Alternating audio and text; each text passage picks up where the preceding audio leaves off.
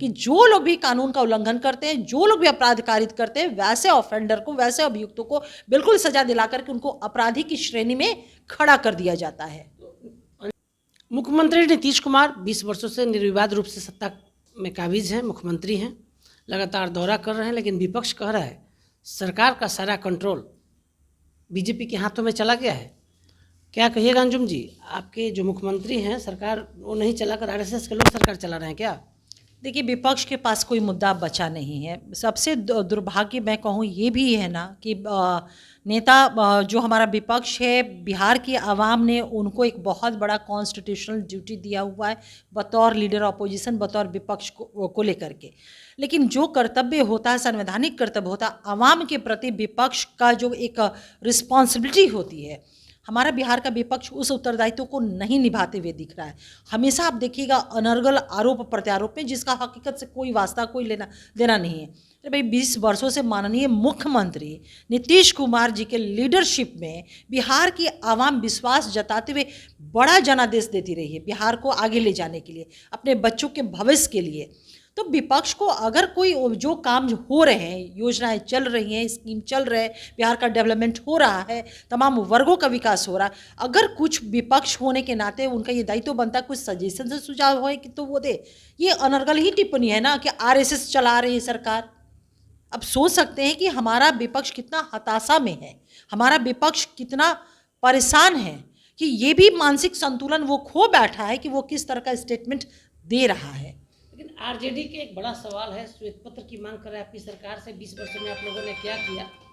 श्वेत पत्र की मांग आरजेडी की तरफ से की जा रही है। देखिए, 20 वर्षों में हमने क्या किया? डेमोक्रेसी में सबसे बड़ा जो होता है ना, वो जनता का मैंडेट होता है, जनता का मत होता है। अब बिहार की जनता बार बार माननीय नीतीश कुमार जी के नेतृत्व को बहुत बड़ा मजबूत मैंडेट दे करके ये बता दिया है कि 20 वर्षों में नीतीश कुमार जी ने क्या किया है। और जो आज हमारा विपक्ष इस तरह का सवाल कर रहा है, तो उसके पास है नैतिकता इस तरह का सवाल करने का? जब उनको 15 वर्षों का शासन करने का जिम्मा बिहार की आवाम ने दिया था मौका, तो उन्होंने क्या किया था? बिहार का तो बंटाधार करके रख दिया था। बिहार को अराजक बिहार, बेरोजगार बिहार, भ्रष्टाचार, अपराध जैसे जितनी कुरीतियाँ होती हैं, बिहार राष्ट्रीय पटल में उसका ये परिचायक बन गया था। यही पहचान थी हमारे बिहार की। उस बिहार को माननीय मुख्यमंत्री जी ने यहाँ तक पहुँचाया। अब विपक्ष आंख पे पट्टी बांध ले या अपनी गंदी या ओछी राजनीति को साधने के लिए इस तरह का वक्तव्य दे या इस तरह का आचरण करे, तो हमारे ऊपर इसका कोई फर्क नहीं पड़ रहा है, क्योंकि हमारी अकाउंटेबिलिटी जो है, हमारा जो रिस्पॉन्सिबिलिटी या हमारी सरकार जवाबदेह है जनता के प्रति, 14 करोड़ आवाम के प्रति। और जो कमिटमेंट माननीय मुख्यमंत्री नीतीश कुमार जी ने अपने आवाम से किया है, चाहे हम 7 निश्चय की बात करें, 7 निश्चय पार्ट 2 की बात करें, या हम 7 निश्चय पार्ट 3 अब जो है, आप देखिए कि किस तरह से कितना एग्रेसिव मोड में जो आवाम से 2025 के इलेक्शन में मुख्यमंत्री जी ने किया है, उसको पूरा करने के लिए कितना एग्रेसिव मोड में हमारी सरकार काम कर रही है। क्योंकि हमारा स्पष्ट मानना है कि 5 वर्षों का समय है इन सारे कामों को पूरा करने के लिए। तो ये कुछ भी अनर्गल प्रलाप कर लेना, हमारे नेता, हमारे माननीय मुख्यमंत्री जी और हमारी सरकार इनके अनर्गल बयानों में, अनर्गल प्रलाप में आने वाली नहीं है। क्योंकि हमें अपनी जवाबदेही का, हमें अपने कमिटमेंट का पूरा एहसास है, और हम अपने जो बिहार को विकसित, समृद्ध और सशक्त बिहार बनाने का संकल्प है, उस संकल्प को पूरा करने में माननीय मुख्यमंत्री जी बतौर एनडीए की जो सरकार है हमारी, वो मिशन मोड में काम कर रहे हैं। बिहार के प्रथम मुख्यमंत्री रही राबड़ी देवी, आप महिला के अध्यक्ष भी रही हैं, जेडीयू की फेडरल प्रवक्ता भी हैं अंजुम जी। लगातार महिला सुरक्षा को लेकर सदन में सवाल उठा रही हैं, बेटियां सुरक्षित नहीं हैं बिहार में। सीधा आरजेडी अलायंस का आरोप है कि आप लोग कर क्या रहे हैं? देखिए, बड़ा दुख होता है जब राष्ट्रीय जनता दल के लोग बेटी की सुरक्षा, लॉ एंड ऑर्डर, इन जब शब्दों का इस्तेमाल करते हैं ना, तो हमें ये लगता है कि मतलब इनका इन सारी चीज़ों से कोई लेना देना नहीं। ये झूठ मूठ का एक केवल ढोंग कर रहे हैं इन सारी चीज़ों को दिखाने के लिए। क्योंकि अगर किसी को समझना है ना, तो उसके पीछे के कंडक्ट को आप थोड़ा सा आप जज करिएगा, समझने की कोशिश करिएगा, तो उनका पूरा आचरण समझ में आ जाएगा। क्या था 2005 के पहले बिहार की स्थिति? बेटियां घर से बाहर निकल सकती थी क्या? बेटियां पढ़ सकती थी? अब महिलाओं की स्थिति क्या थी? राजनीतिक तौर पे, शैक्षणिक तौर पे, सामाजिक तौर पे, आर्थिक तौर पे लॉ एंड ऑर्डर एकदम ध्वस्त था, वो लोग बोल रहे हैं आज लॉ एंड ऑर्डर की बात। अगर मैं यहाँ बैठी हुई हूँ, आज बेटियाँ पढ़ाई कर रही हैं, रात के 8 बजे वो जा रही हैं, तो ये प्रतीक है इस बात का कि सुशासन है, कानून का राज है।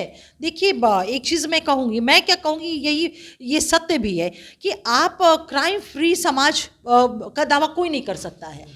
जब कानून की राज हम लोग कहते हैं कि कानून का राज है बिहार में, दैट मीन्स कि अगर कोई भी कानून को खंडित करने का दुस्साहस किया है या करता है तो कानून स्वतंत्र होकर के उसके खिलाफ कार्रवाई करती है और करती रही है। ये ट्रैक रिकॉर्ड है, ये हमारी सरकार का कानून का राज, हमारी सरकार का यूएसपी है। इसके प्रति ये सिर्फ हमारी प्राथमिकता में नहीं है हमारी सरकार के, ये हमारी सरकार की प्रतिबद्धता है, ये हमारा कमिटमेंट है आवाम से और उसको पूरा हमारी सरकार कर रही है। जो लोग भी ऐसी हिमाकत कर रहे हैं, जो घटनाएं घटित होती है, वाकई में बहुत दुख होता है, बहुत संवेदनाएं होती है, कष्ट होता है, लेकिन तब जब लगता है कि जब इन्वेस्टिगेशन प्रॉपर वे में हुआ, जेल के सलाखों के पीछे गए, तो एक सुकून मिलता है कि जिन लोगों ने ऐसा गलत किया है, दुस्साहस किया है, तो हमारी सरकार ने इतनी कानून को स्वतंत्रता बिल्कुल दिया हुआ है, 100% दिया हुआ कि वो फ्री होकर के वैसे लोगों के खिलाफ जो है कार्रवाई की जाती है और वो जेल के सलाखों के पीछे जाती है। यही कारण है। स्पीडी ट्रायल कभी सुनते थे हम लोग 2005 के पहले, फास्ट ट्रैक कोर्ट हुआ करता था पहले, ये सब 2005 के बाद माननीय मुख्यमंत्री नीतीश कुमार जी के सोच की देन है कि स्पीडी ट्रायल कराया जाता है। अभी घटना जो घटित हुई जिसको लेकर के सदन में इतना इन लोगों ने हंगामा किया हुआ था, सीबीआई इंक्वायरी के लिए हम लोगों ने दिया क्योंकि निष्पक्ष और बिल्कुल एक पारदर्शी ट्रांसपेरेंट जो इन्वेस्टिगेशन हो सके, तो बिल्कुल उस दिशा में हो रहा है और हम लोग को पूरा विश्वास है और इस विश्वास को हमेशा हमारी सरकार ने कायम रखा हुआ है। जो हमारा पटना जेडीयू कार्यालय में बैठे हुए हैं, यहाँ से बिहार की बेटियों को भरोसा दिला रही है ना कि सुरक्षित है बेटियां, कहीं भी जाए।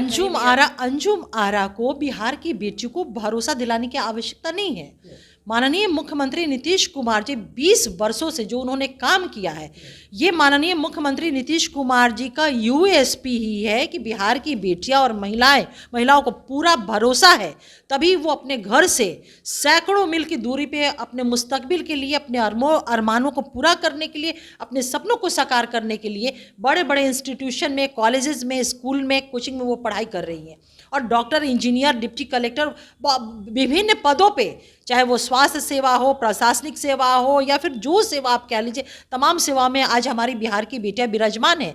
कभी आप कार्यालय में जाते होंगे, एक दौर था जब आपको महिलाओं की संख्या नगण्य देखने को मिलती थी। आज हमारी बेटियां या महिलाएं आप देख लीजिए कि किस तरह से वो तमाम दफ्तरों में वो मौजूद होकर के वो बिहार के काम में, बिहार को आगे बढ़ाने के लिए, समाज को आगे ले जाने के लिए अपना योगदान दे रही है।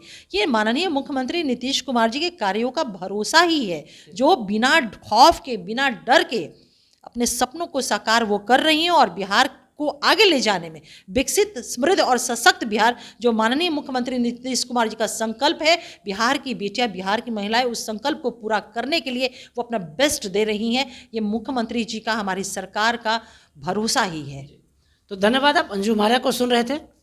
अंजुम आरा ने बिहार की बेटियों को भरोसा तो देते हुए बड़ी बात कही दी है, साथ ही लॉ एंड ऑर्डर को लेकर भी विपक्ष को बड़ा जवाब दिया है और भरोसा दिया है बिहार के लोगों के लिए कि नीतीश कुमार के राज में कानून का राज है, सभी सुरक्षित हैं। हमारे सहयोगी मनीष के साथ कौशलेंद्र, पटना से।